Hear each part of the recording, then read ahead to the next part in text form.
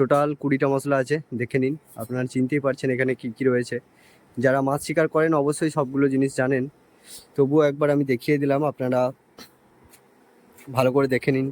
যারা একেবারেই নতুন তারা অবশ্যই কমেন্ট করবেন, আমরা রেসিপি শেয়ার করে দেবো আপনাদেরকে কমেন্ট বা আমাদের যেসব যোগাযোগ মাধ্যম রয়েছে।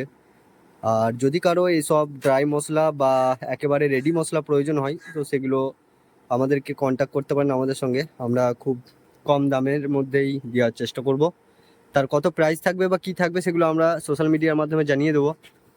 আর বাকিটা তো আপনারা ভিডিওর মাধ্যমে দেখতেই পারবেন, তো অবশ্যই সাপোর্ট করবেন। দেখাচ্ছি আপনাদেরকে ফুল প্রসেসটা। আপাতত এখানেই ভিডিওটা পজ করছি, আরও একবার কাছ থেকে দেখিয়ে দিই মশলাগুলো।